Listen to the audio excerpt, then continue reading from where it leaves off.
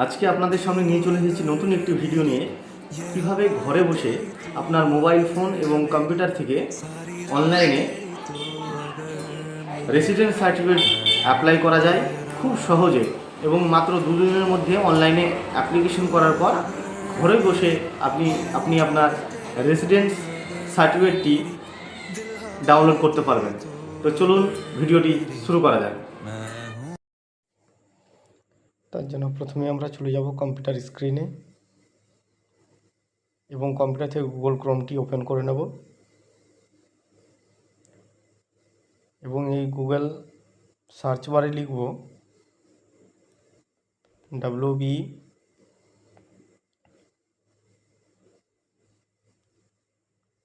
WBPMS লিখে search দেব।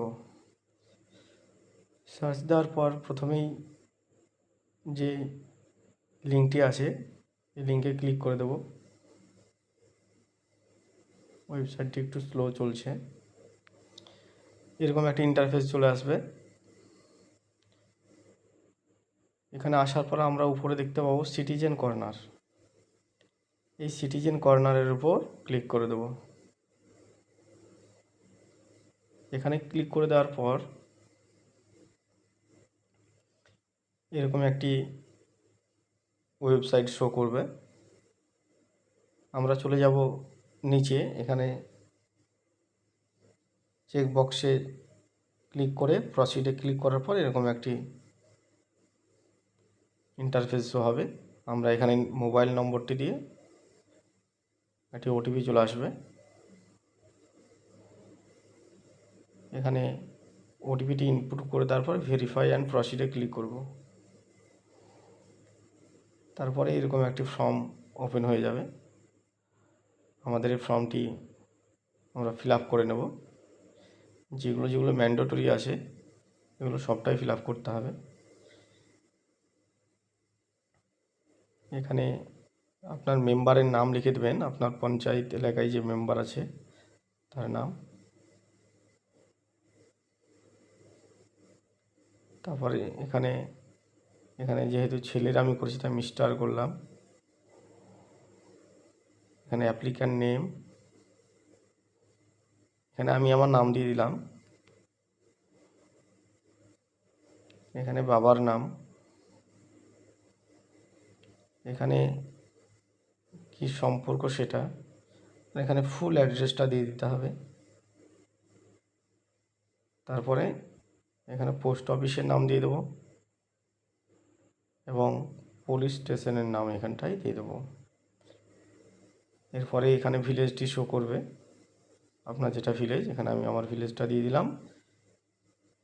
এখানে pin নাম্বারটি দিয়ে এখানে ডেট অফ বার্থ, এখানে সালটি চুজ করে নেব,